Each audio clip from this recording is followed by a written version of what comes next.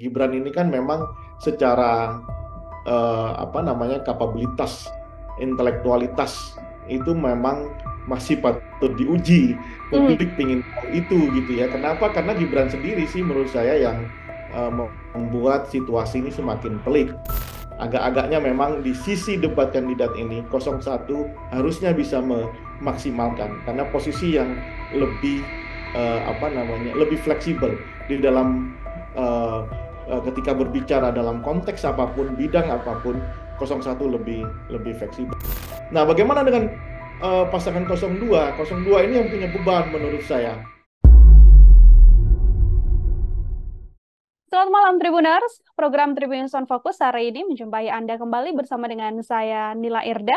Masih bersama dengan saya dan kita masih membahas terkait bagaimana dinamika politik di tanah air, termasuk juga putusan KPU yang baru saja merilis adanya 5 kali debat untuk Capres dan juga Cawapres. Namun yang menjadi sorotan adalah tidak ada cepat debat Cawapres secara khusus. Yang ada adalah nantinya seluruh Capres dan Cawapres ini akan naik ke panggung, hanya ada 2 porsi untuk debat Cawapres dan 3 porsi untuk debat calon presiden.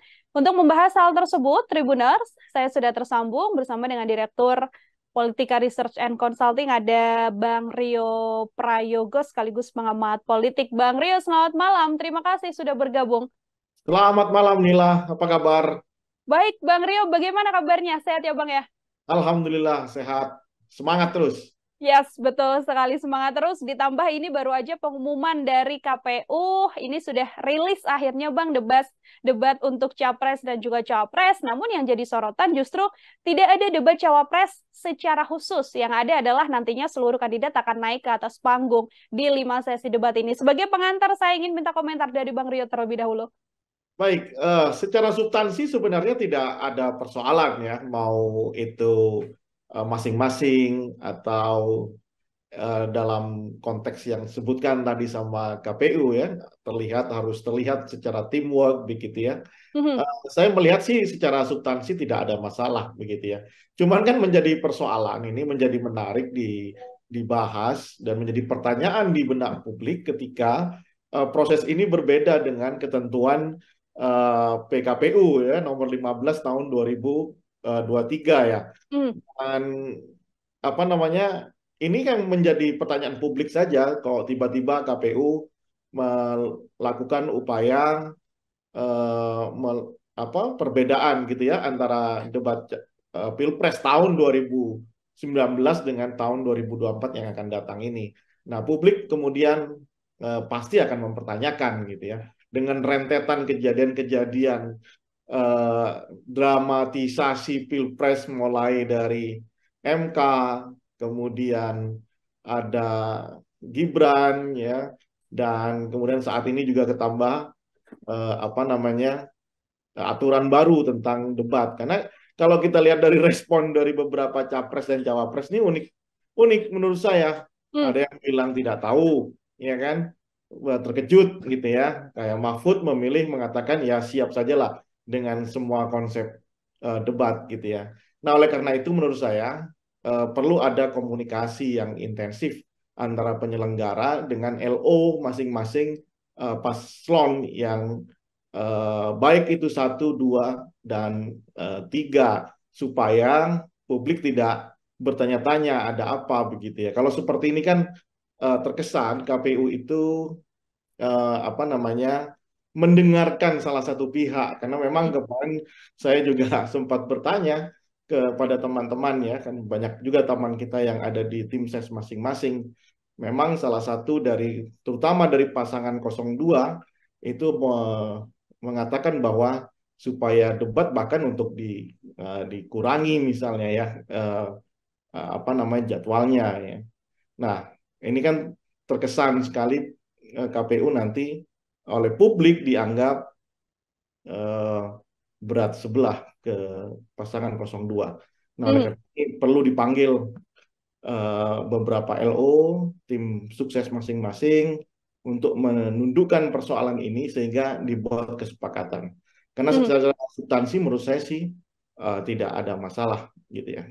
Oke, secara substantif tidak ada masalah, termasuk juga kemudian statement adanya intervensi yang dilakukan terhadap KPU ini juga sedianya bisa dihapuskan apabila memang ada pihak-pihak yang didudukan dan kemudian menyatakan mengapa dilakukan debat cawapres tidak secara khusus seperti itu ya, Bang Rio. Ya, Ini kalau dijelaskan aja, dikonfirmasi aja kenapa mm, ini diambil dengan mengundang ketiga tim dari masing-masing pasangan calon dan kemudian dirilis ke publik, saya kira itu akan clear begitu supaya publik tidak melihat bahwa KPU tidak netral begitu ya. mm, Oke, ini kalau secara hitung-hitungan untung rugi di posisi Mas Gibran tadi sempat disampaikan Nah, ada keinginan bahwa tidak usahlah ada debat cawapres kan artinya bisa menguntungkan di sisi Mas Gibran. Tapi untuk sisi Mahfud MD ataupun Muhaimin Iskandar seperti apa Bang Rio dengan tidak adanya debat cawapres secara khusus ini?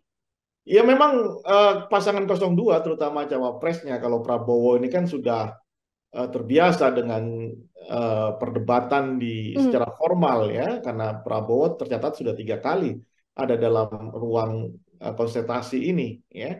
Pertama tahun 2009 sebagai cawapres dari Megawati, kemudian capres tahun 2014 bersama Hatta Rajasa, ya, kemudian tahun 2019 bersama Sandiaga Uno. Jadi saya kira tidak ada persoalan di sisi Prabowo Subianto. Tetapi ini menjadi satu handicap ya.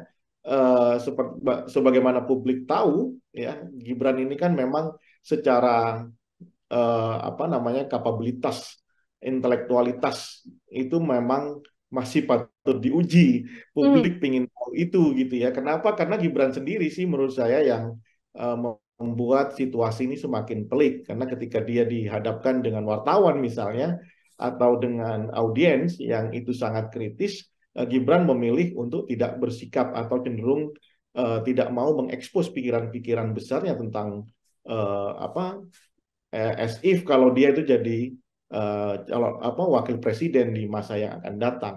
Nah, publik kan butuh tahu itu. Nah, rupanya memang ini menjadi beban buat pasangan 02. Maka tidak heran kalau ada usulan untuk bahkan mengurangi debat kandidat itu.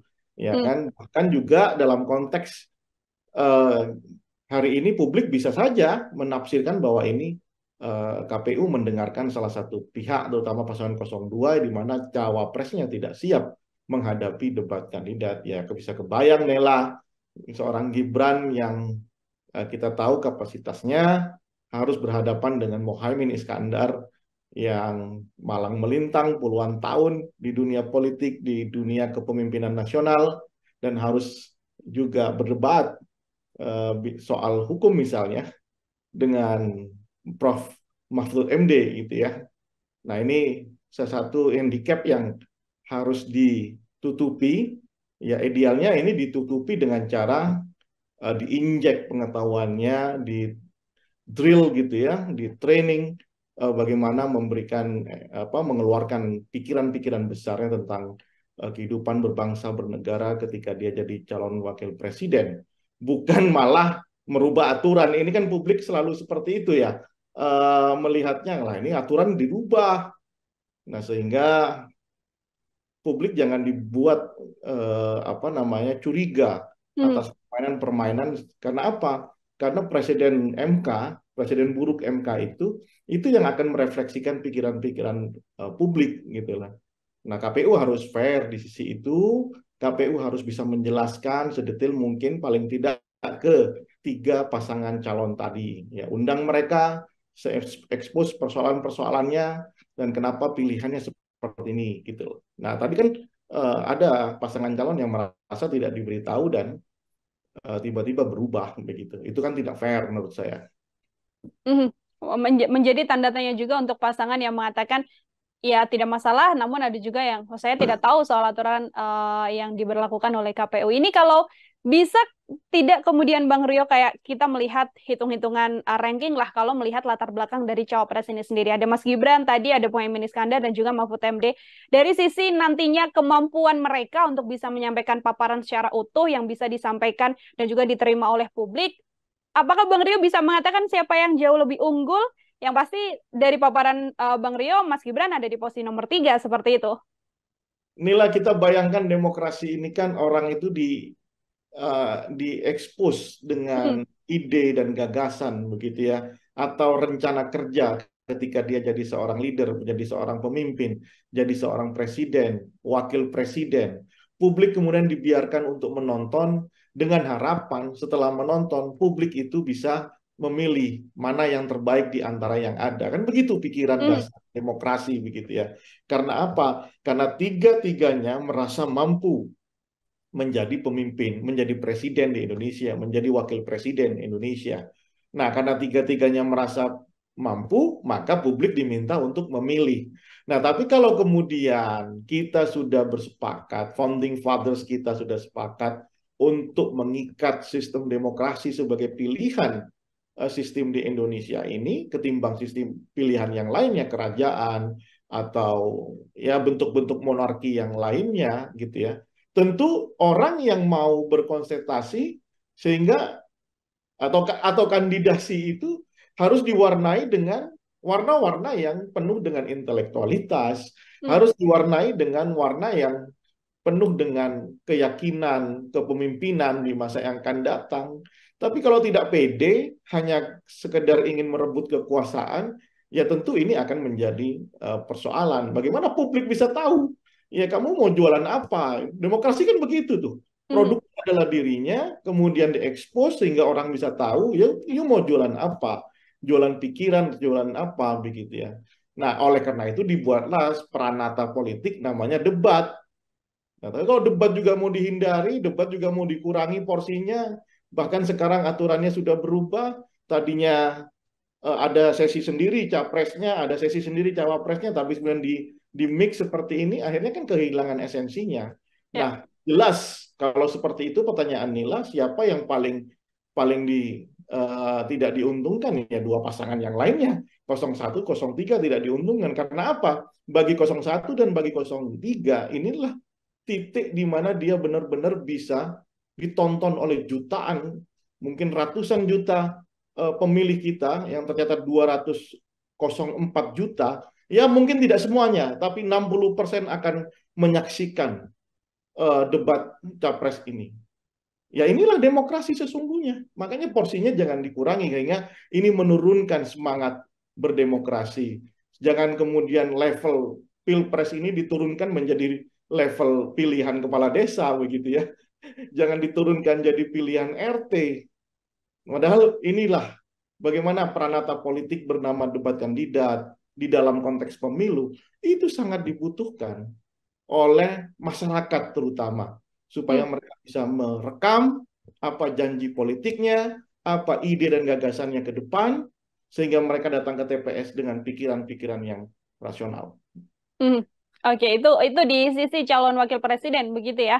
Bang Ria, ada yang bisa diunggulkan ataupun yang juga dirugikan dengan tidak bisanya menyampaikan paparan mereka secara utuh di hadapan rakyat Indonesia, bisa dikatakan seperti itu. Ini tadi Bang Ria mengatakan Prabowo Subianto sudah cukup berpengalaman bisa dibilang 3 kali begitu kan mengikuti debat capres dan juga cawapres. Kemudian kalau kita melihat Anies Baswedan, kemudian juga kita melihat Pak Ganjar Pranowo dan nantinya akan berhadapan.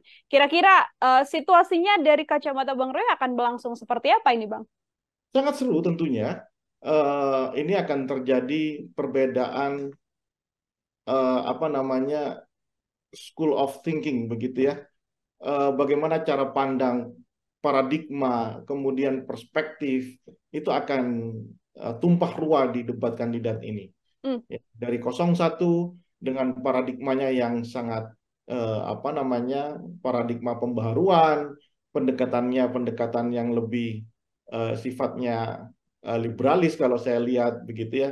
Kemudian paradigma 02 yang intinya ini adalah keberlanjutan, meskipun kita tahu bahwa Prabowo di 3 periode pilpres sebelumnya itu adalah anti dari keberlanjutan, tapi ya inilah situasi politiknya. Kemudian 03 yang jauh lebih hari ini lebih tidak punya apa namanya menurut saya agak kesulitan mendefinisikan apakah ini perubahan atau ini keberlanjutan begitu ya.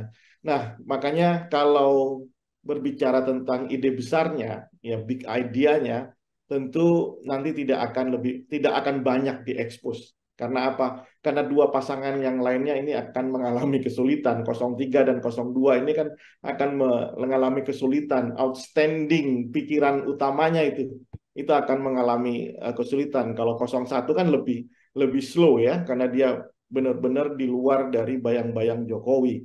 Nah, mungkin nanti perdebatannya lebih banyak soal apa namanya hal-hal sifatnya programatik begitu ya, Hmm. di sisi itu bukan di ide dasar apakah ini melanjutkan soal IKN misalnya. 01 jelas kan ya kan untuk memikirkan ulang, merekalkulasi ya soal IKN. 02 lanjutkan, 03 nah saya belum tahu seperti apa begitu ya. Agak-agaknya memang di sisi debat kandidat ini 01 harusnya bisa memaksimalkan karena posisi yang lebih apa namanya lebih fleksibel di dalam uh, ketika berbicara dalam konteks apapun, bidang apapun. 01 lebih lebih fleksibel. Nanti kalau ada di putaran kedua, kalau ada debat kandidat lagi, maka pertarungan akan lebih ke ide dasar, ya kan? Hmm. Banyak berbicara tentang oh ini dilanjutkan, oh ini tidak, ini dilanjutkan, ini tidak, kira-kira seperti itu. Tapi kalau Hmm. ada masih tiga orang saling berdebat, tiga pasangan saling berdebat, saya kira lebih ke hal yang sifatnya programatik karena masih ada dua pasangan yang menurut saya agak kesulitan mendefinisikan apakah ini dilanjutkan atau tidak, apakah ini ada perubahan atau tidak, begitu ya. Dan tidak mungkin rasa-rasanya 03 sama 02 mengatakan wah ini dilanjutkan semuanya dari apa yang sudah dilakukan oleh Jokowi. Nah, Hmm. saya kira itu nanti ini akan menjadi panggungnya 01 ya kalau bisa mengkapitalisasi karena dia yang mereka yang paling siap dengan narasi-narasi perubahan. Karena spiritnya setiap konsentrasi, setiap perhelatan pemilu itu adalah upaya mengkoreksi apa yang sudah dilakukan oleh periode sebelumnya. Begitu, Nela. Oke, lebih diunggulkan atau lebih percaya diri untuk pasangan nomor satu karena paparannya sudah jauh lebih jelas dibandingkan dengan pasangan nomor urut 2 dan pasangan nomor urut 3. Terkait blunder ini, Bang Rio, karena kan memang satu hal blunder yang kemudian terjadi dalam debat capres dan juga cawapres, ini kan juga menjadi salah satu hal yang mungkin berpengaruh juga untuk nanti narasi publik bisa bergeser dari yang mungkin mendukung, kemudian mengkritik habis. Ini bagaimana terkait blunder ini? Apakah juga jadi cukup potensial dalam debat capres-cawapres nanti? Ya, justru itu karena dibutuhkan apa namanya periode debat ya Hmm. masing-masing kandidat baik itu capresnya, cawapresnya begitu ya. Karena publik juga mungkin saja saya juga orang yang akan menikmati setiap blunder-blunder itu. Karena apa? Karena blunder itulah yang akan mempengaruhi persepsi masyarakat terutama di kelas menengah ya, kelas menengah ya middle middle up lah ya, kelas menengah ke atas itu yang akan mempengaruhi persepsinya.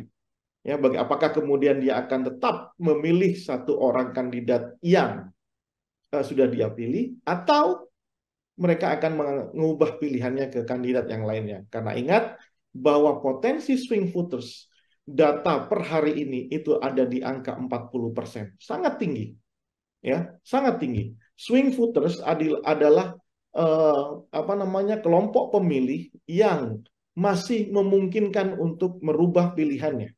Jadi dia belum menjadi definitive voters untuk satu pasangan calonnya. Ya, dia masih bisa mungkin berubah. Salah satu yang bisa merubah atau variabel yang bisa merubah pilihan mereka adalah ketika dia telah melihat debat kandidat yang akan disiarkan oleh TV-TV di seluruh Indonesia itu. Oke, ada 5 kali debat kandidat nantinya Bang Rio, yang mana terakhir ini akan dilaksanakan kan di 4 Februari, sudah dekat juga dengan kontestasi kurang dari 10 hari begitu. Artinya ketika nanti publik menilai dari hasil debat ini, angka terakhirnya di 4 Februari ini, apabila masih ada survei yang melihat elektabilitas dari kandidat, itu juga bisa dipastikan bahwa nantinya dari hasil perolehan suara angkanya tidak jauh dari survei terakhir ini, atau justru meskipun sudah ada elektabilitas terakhir yang dirilis juga masih belum bisa memastikan bahwa nanti hasil suara akhir juga sesuai dengan elektabilitas terakhir yang dimunculkan oleh sejumlah lembaga survei. Oleh karena itu, kalau memang peranata politik bernama debat kandidat ini tidak dimaksimalkan oleh masing-masing calon, ya maka surveinya tidak akan mengalami perubahan yang signifikan, ya kan? paling tidak ada dua hal yang bisa merubah peta elektoral. Pertama, debat kandidat. 5 kali itu banyak loh. 5 kali itu akan mendistribusi percakapan di di publik itu secara simultan, ya kan? Debat kandidat saja pasti sudah akan munculkan percakapan di di masyarakat, dan kemudian masyarakat akan menilai siapa yang paling eligible untuk dipilih sebagai presiden, ya. Nah, makanya oleh karena itu saya termasuk mazhab yang meyakini, ya, meskipun sudah ada juga kelompok epistemic community seperti kita ini mengatakan bahwa debat itu tidak ada pengaruhnya terhadap elektoral, ya kan? Karena selalu menganggap politik di Indonesia itu adalah kelompok orang yang cuma nerima bantuan dan lain-lain. Tapi saya termasuk orang yang optimis. Instalasi demokrasi kita ini sudah mengalami kemajuan, dan kelompok kelas menengah itu, apalagi anak-anak muda, itu sudah terliterasi dengan baik tentang politik, sehingga saya yakin kelompok menengah ke atas ini yang sudah teredukasi itu akan menunggu momen debat untuk merubah pilihannya atau terus dia di situ. Oleh karena itu ini kesempatan buat semua pasangan calon untuk mengekspos pikiran-pikiran besarnya, apa agenda-agenda mendesak yang akan dilakukan ketika dia jadi presiden. Ya kan, isu soal lapangan pekerjaan misalnya itu ditunggu betul, ya, sama kelompok-kelompok mahasiswa yang baru lulus, ya. Kemudian soal penanganan soal BPJS misalnya itu juga ditunggu, ya, oleh kelompok masyarakat gitu ya. Kemudian untuk pendidikan itu juga ditunggu gitu. Nah, saya kira ini kesempatan, jadi nggak usah takut, nggak usah malu-malu begitu ya, atau lagi khawatir, apalagi sampai harus melobi untuk merubah eh, peraturan debat kandidat. Nah, saya kira tidak perlu seperti itu. Justru masyarakat ingin tahu. Yang kedua, apa yang bisa merubah penetrasi dari tim sukses masing-masing di level grassroots. Ya, itu yang akan merubah karena tidak ada lagi, ya. Apakah kemudian, oh, bagaimana dengan money politik, Mas Rio, kira-kira? Ya, inilah bisa bayangkan, ya mungkin aja itu dilakukan, tapi paling cuma skupnya kan kecil. Nggak mungkin di 800.000 TPS lebih itu akan terjadi money politik. Mau habis anggaran berapa? Saya kira bukan itu diskusinya. Debat kandidat, dan yang kedua penetrasi, bagaimana tim itu membentuk kekuatan-kekuatan yang penetratif di grassroots. Apakah ada orang yang datang ke rumah-rumah menjemput pemilih, meyakinkan pemilih dan dijemput untuk memilih kandidat tertentu, itu yang akan merubah peta. Oke. Itu. Oke, perlu kerja keras juga dari tim pemenangan, termasuk juga nantinya momen debat capres-cawapres ini dijadikan ajang bagi kandidat begitu ya, untuk benar-benar menunjukkan apa yang akan dikerjakan menuju RI 1 di 2024 mendatang. Bang Rio, kalau dari sisi pasangan kandidat ini kan juga lima-limanya nantinya akan sama-sama naik ke atas panggung begitu, yang mana semuanya akan punya kesempatan berbicara. Kalau kita melihat dari latar belakang masing-masing calon, pasangan nomor 1, 2, dan juga 3, apakah proporsinya ini dari masing-masing paslon sudah cukup ideal untuk saling membackup secara latar belakang ataupun keahlian, Bang, dalam debat nanti? Ya, dalam konteks ini saya harus katakan pasangan 01 mungkin sudah sangat siap, ya, karena sudah ya, kita tahu Anies Baswedan adalah orang intelektual di Indonesia, ya. Kita tahu kapasitasnya, ya. Kita tahu track record-nya di dunia intelektualitas. Saya kira karena perdebatan ini kan perdebatan intelek, ya, bukan perdebatan pinggir di warung kopi begitu ya, tapi ini murni bagaimana mendesain misalnya soal kebijakan ekonomi, kebijakan politik, hukum dan HAM begitu ya. Muhaimin Iskandar saya kira dengan pengalamannya di DPR, ketua partai, saya kira juga sangat siap untuk itu. Nah, 03 saya kira juga sangat kuat. Ganjar Pranowo adalah seorang gubernur 2 periode, mantan anggota DPR RI gitu ya, banyak berbicara tentang otonomi daerah. Saya kira sangat kokoh ininya kekuatan, apalagi ditambah Profesor Mahfud MD, ya, kita tahu pendekar hukum begitu ya. Saya kira ini akan dilahap oleh dua pasangan lainnya. Mungkin handicap dari 03 adalah bagaimana mendefinisikan posisi diametral hari ini dengan Presiden Jokowi itu akan sangat berpengaruh tentang konstruksi kebijakan di masa yang akan datang akan dia ambil. Apakah dia pro atau anti dengan kebijakan Jokowi, ya kan? Kayak statement Ganjar misalnya tentang penegakan hukum di angka 5 itu kan juga harus dielaborasi dalam debat nanti kan. Itu. Nah, bagaimana dengan pasangan 02? 02 ini yang punya beban menurut saya.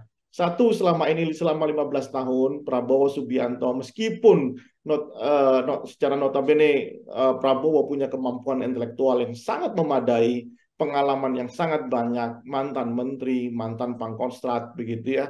Apa namanya global outstanding, apa namanya global understanding-nya itu bagus sekali ya. Tetapi narasi yang dia bangun selama 15 tahun itu akan menjadi beban tersendiri karena selama 15 tahun Prabowo selalu berbicara sebagai semacam oposan begitu ya. Sekarang sudah menjadi sangat pro dengan pemerintahan. Ditambah dengan kelemahan Gibran yang selama ini saya tidak melihat, saya kira Gibran itu orang yang punya kemampuan intelektual yang memadai, makanya dia kemudian memilih berani untuk menjadi cawapres Prabowo. Tapi belakangan setelah saya lihat video-video Gibran, ketika ada orang yang bertanya soal apa yang harus dilakukan setelah lulus gitu ya, dengan entengnya Gibran menjawab, ya sudah, bikin bisnis saja begitu ya. Mungkin itu pikiran yang bagus gitu ya, cuman tidak terdeliver dengan baik karena memang saya lihat kemampuan di dalam pembahasaan secara intelektualitas itu sangat kurang. Lalu ketika misalnya ada orang bertanya disuruh jawab, suruh baca bukunya. Dan ketika ada wartawan bertanya ya sudah begitu-begitu aja. Seolah-olah ini flat, seolah-olah kemudian Gibran benar-benar ingin menurunkan kelas pilpres ini menjadi kelas pilkades begitu. Nah, ini yang menurut saya akan jadi beban di pasangan 02 dan itu make sense ketika ada usulan dari timnya untuk mengurangi debat atau mungkin minta didampingi gitu ya. Sehingga ya jangan salahkan publik juga ketika nanti ada anasir-anasir yang diproduksi misalnya minta didampingi presiden, kalau masih kurang minta didampingi bapaknya begitu ya. Karena memang apa ya? Karena Gibran pintu masuknya sudah bermasalah sehingga publik terutama di kelas menengah dan kelas atas gitu ya.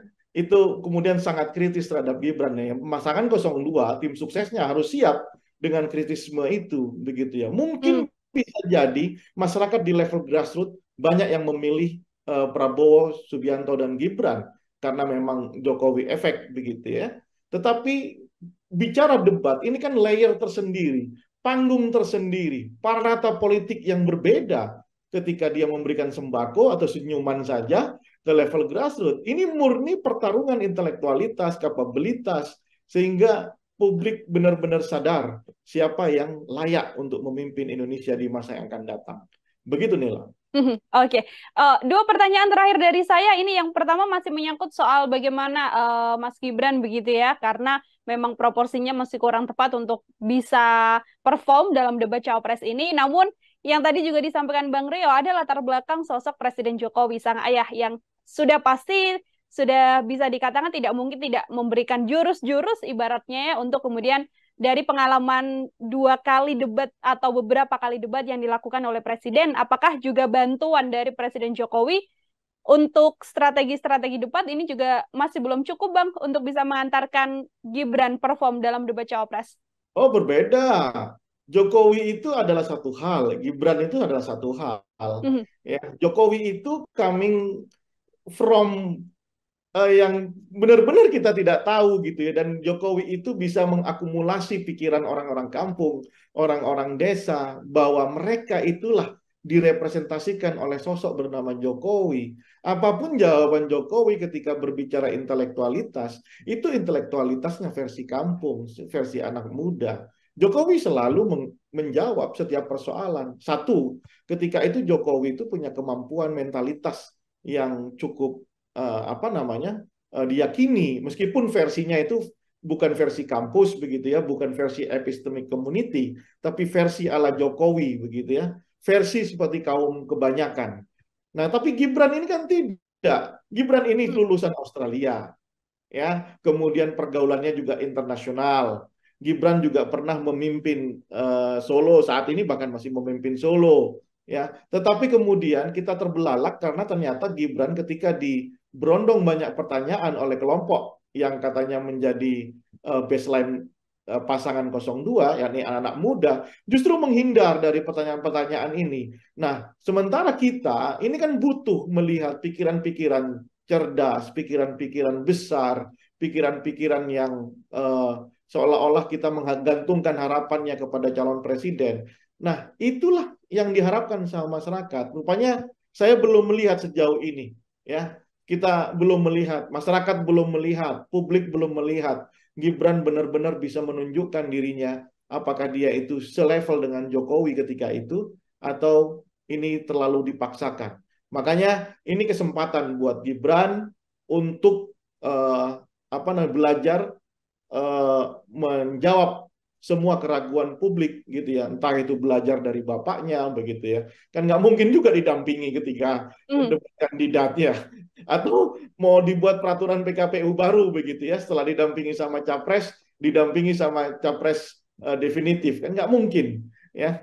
Ini kan menjadi negara Konoha benar, menjadi lelucon sepanjang hidup kita nantinya ya. Jadi menurut saya ini kesempatan buat Gibran, kesempatan buat Prabowo Subianto untuk meyakinkan ke publik bahwa elektabilitas dia yang tinggi saat ini itu layak untuk didapat gitu ya. Bukan hanya dengan gimmick-gimmick yang menurut saya jauh dari intelektualitas yang harusnya menjadi backbone kita, tulang punggung kita di dalam berdemokrasi. Oke, terakhir Bang Rio, kalau tadi kita membahas dari sisi bagaimana capres dan cawapres untuk melakukan strategi dan lain sebagainya, ini kan juga mempengaruhi suara publik. Kalau dari sisi publik sendiri, di momen debat capres dan cawapres nantinya, poin apa yang kemudian harus disoroti atau diambil oleh publik begitu agar kemudian nantinya semakin yakin untuk menjatuhkan pilihan pada pasangan nomor urut 1, 2, ataupun 3, Bang Rio. Sekaligus menjadi closing statement dari Bang Rio. Dua hal menurut saya yang harus benar-benar menjadi perhatian publik ya. Satu, mahalnya harga sembako. Kenapa? Bukan saya, tapi itu capture, itulah potret yang kita dapatkan di survei kita sejak 3 tahun lalu. Ya, mahalnya harga sembako ini jangan kemudian dianggap remeh karena ini adalah tentang hajat hidup masyarakat di level yang paling bawah. Akses mereka untuk membeli, ketersediaan itu juga menurut saya harus menjadi diskusi, menjadi adu program kelak ya ketika masing-masing ini berdebat begitu. Bagaimana caranya ya Kak? Apakah kemudian menghidupkan lahan-lahan pertanian atau kemudian mengembangkan bagaimana pertanian di kita atau menghentikan impor. Ini harus menjadi diskusi.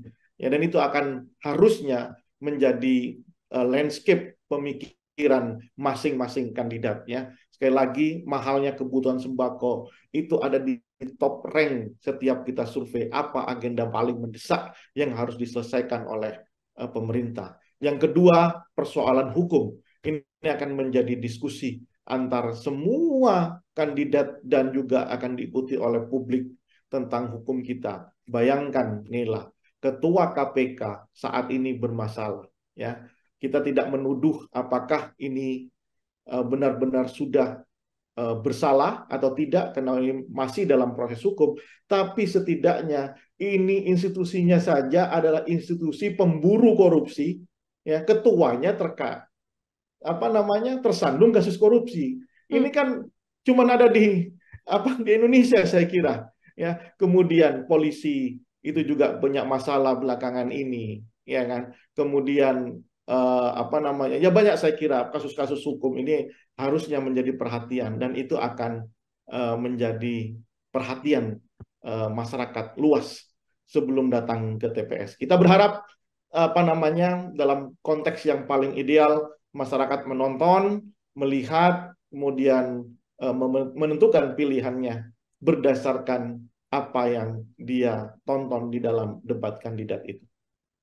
Baik, terima kasih sekali atas paparannya dan juga diskusi kita hari ini, Bang Rio Prayogo, Direktur Politika Research and Consulting. Semoga publik juga kemudian punya gambaran untuk nantinya menantikan debat Capres-Cawapres dan bisa menentukan pilihan untuk mengantarkan 5 tahun ke depan menuju Indonesia yang pastinya lebih baik lagi. Bang Rio, terima kasih sudah bergabung. Selamat beraktivitas kembali, Bang Rio.